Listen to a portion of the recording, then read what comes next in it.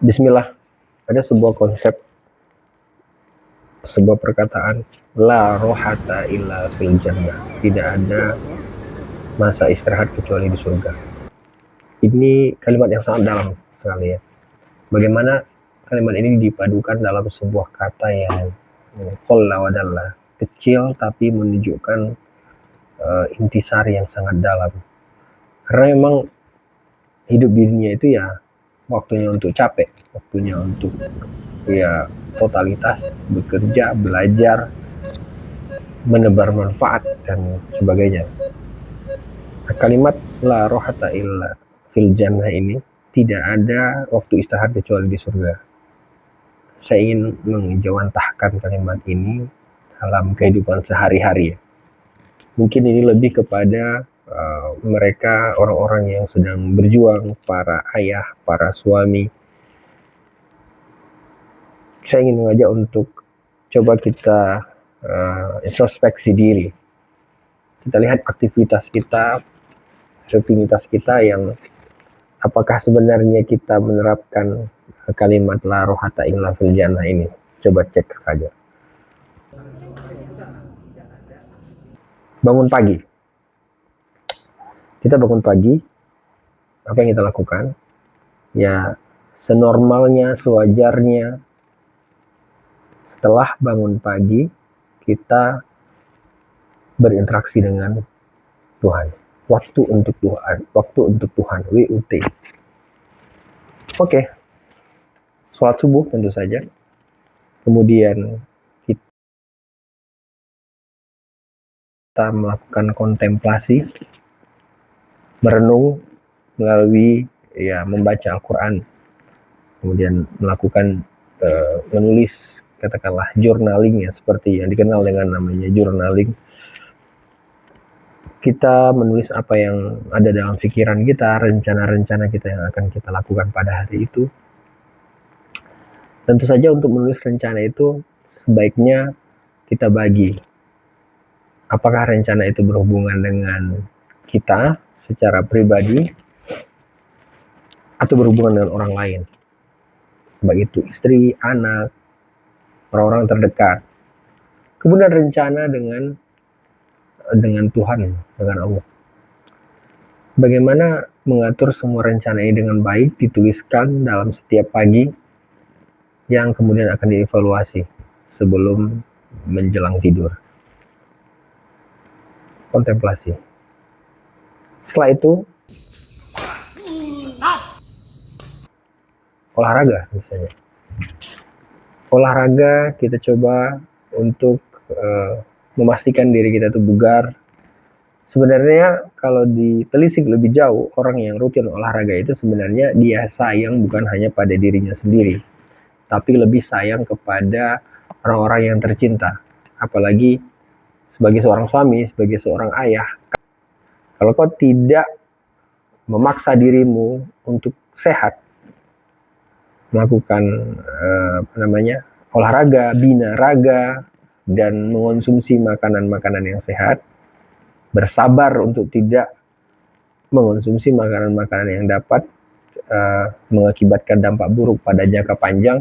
Sebenarnya ini adalah usaha atau ikhtiar seorang ayah atau seorang suami yang tahu diri. Lanjut quality time tentu saja. Quality time, waktu-waktu berharga untuk keluarga, untuk istri, untuk anak, berikan mereka kecupan, berikan mereka pelukan, berbicara apa yang akan mereka lakukan hari ini. Ya, upayakan pandu juga mereka untuk biasa teratur dalam mengelola kehidupannya, aktivitas sehari-harinya. Kita punya peran masing-masing. Seorang suami punya peran untuk mencari nafkah, seorang istri punya peran untuk mendidik, mengasuh anak-anak, kemudian menjaga amanah rumah tangga, rumah untuk dijaga. Anak-anak punya amanah untuk sekolah dengan baik, belajar dengan baik. Nah, kembali ke konteks sebagai seorang suami, setelah kita melakukan quality time, kita lanjut bekerja. Sebelum bekerja, pasanglah niat yang benar-benar benar ya. Niat untuk ibadah, harusnya.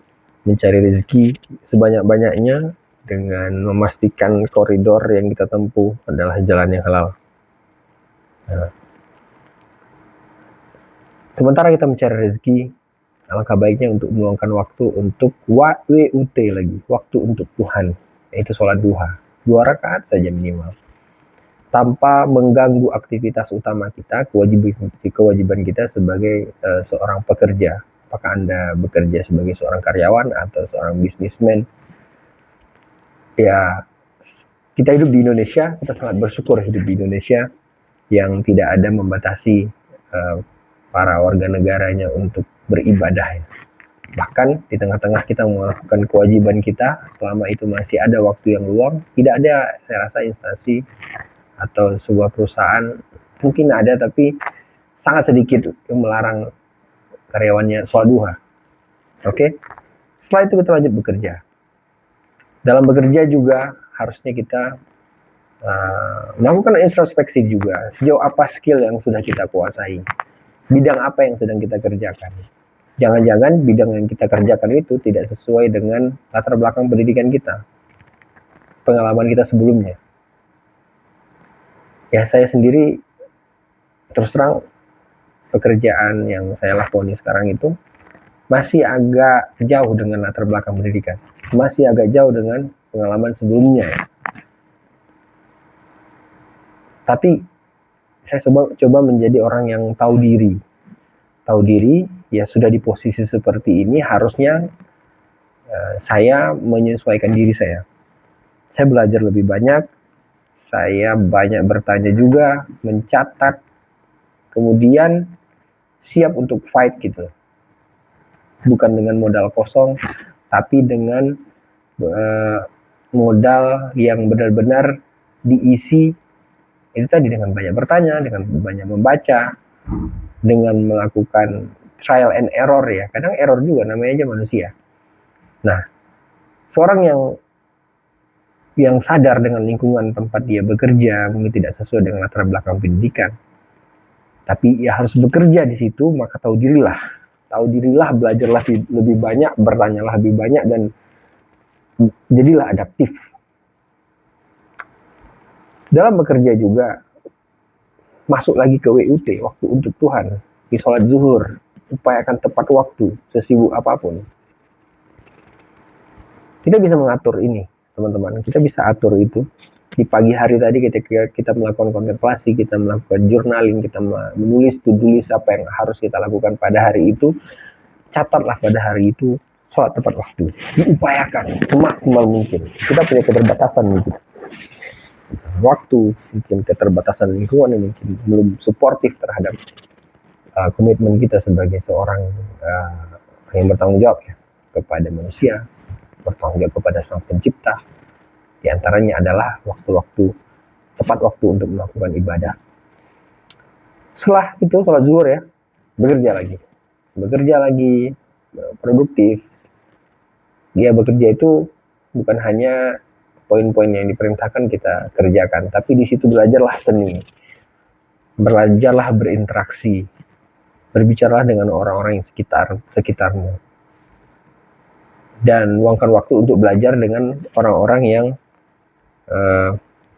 sudah terdahulu, yang lebih senior dan lain sebagainya. Maka banyak jalan pintas dalam tanda kutip yang akan kau peroleh ketika engkau sadari dirimu banyak kekurangan, kemudian kau isi kekurangan itu dengan berbaur, kemudian bertanya, bersosial, berkontribusi, dan lain sebagainya. Bekerja, kemudian masuk lagi waktu asar, upayakan sholat tepat waktu untuk Tuhan, bekerja lagi dan pulang. Kalau kau hidup di tempat kota-kota yang besar, mungkin tantanganmu ya sekompleks kota itu. Kau bekerja misalnya di Jakarta atau di kota-kota besar, tidak semudah itu juga pulang. Ada hal-hal yang perlu kau lalui. Kau harus naik komuter, KRL, MRT, LRT, atau Transjakarta. Ya nikmati aja. Setelah itu kemudian kau pulang. Waktunya quality time dengan keluarga. Atau mungkin kalau lebih dulu sholat zuhur, sholat maghrib, kemudian berinteraksi lah dengan keluarga, tanyakan bagaimana keadaan mereka, apa keluhan istri, apa keluhan anak, bagaimana perkembangan belajar. Jelas baik-baik ya suami lah, karena memang nggak ada tempat untuk istirahat kan. La rohata illa fil jannah, camkan itu. Ini sangat kualitas sekali, berkualitas sekali kata-kata ini. Nah, ketika kau tahu tidak ada tempat istirahat, maka secapek apapun lawan. Pasti ada lawannya. Kan nggak langsung mati kalau nggak tidur. Ya kadang walaupun suasana membawa kita untuk istirahat, ya tapi ya setidaknya tidak ada penyesalan di kemudian hari ketika engkau totalitas ya, tidak ruginya juga. Waktu untuk keluarga, masuk lagi waktu untuk Tuhan lagi. Isya, kemudian kembali lagi untuk keluarga, untuk dirimu juga, untuk Tuhanmu, untuk baca Quran, menulis lagi, dan muhasabah diri apa yang telah engkau lakukan selama satu hari.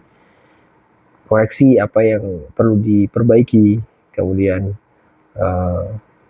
lakukanlah ritual-ritual sebelum tidur yang disunahkan oleh Nabi. Membaca doa, membaca zikir-zikir dan lain sebagainya, kemudian tidur tepat waktu, usahakan sebelum jam 10 agar waktu untuk Tuhanmu di tengah malam kau bisa lakukan. Sehingga besoknya bangun sepertiga malam, habis bangun maksimalkan waktu dengan Tuhan, tidur lagi, bangun lagi, waktu untuk Tuhan lagi. Karena sebaik-baik kehidupan itu memang adalah menunggu antar waktu sholat. Karena inti kehidupan kan itu. Selamat mengerjakan, khususnya para suami. Assalamualaikum.